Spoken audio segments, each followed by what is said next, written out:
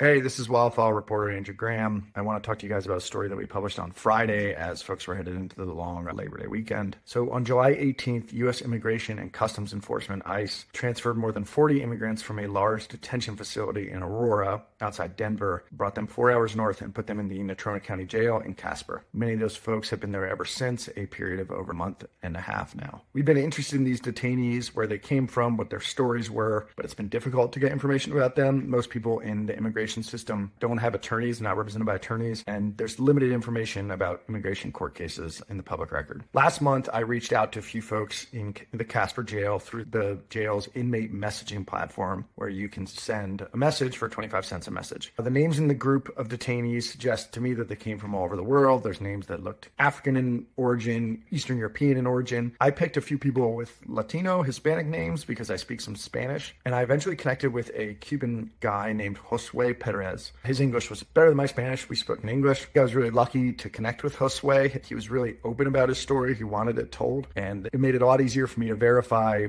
what he was telling me through public records and by talking to his friends and family. So you can read the details in the story, but the long and short of it is that Josue had legal residency in the country, but at one point in his life, he went through a rough patch and he went to prison for committing some state-level nonviolent crimes. Those felonies earned him a deportation order, but Cuba and the U.S. famously don't get along, and Cuba wouldn't take him back, so he doesn't get deported. And what I think is difficult for people who aren't familiar with immigration law to understand is that with that, Josue lives legally in the country for 8 more years. He gets that work permit, he rebuilds his life after prison, his family and friends describe him as reformed, and he starts this new career as a commercial truck driver, drives all over the country. But in the background, there's always that deportation order. So when Trump comes back into power and the federal government starts really rapidly ramping up deportations, ICE starts looking for people like Josue, where their home country won't take them, and they start trying to deport them to third countries. In June, Josue goes to an annual check-in with ICE at an office outside Miami where he lives, and despite the fact that he has not committed any new crime, he is arrested and taken into ICE detention. From there, he has been on this complex and grueling journey through the detention system that included a 40-day stint in Casper's jail. He had no sense of when this imprisonment could end. He feels isolated. He told me he would go to bed hoping that he did not wake up. I think Josue's story is an important one to tell in Wyoming because while it can feel at times like the immigration crackdown of Trump's second term is happening in other places, this story and others like it show the role the state is playing in this mass deportation effort. Wyoming is largely participating in this through agreements that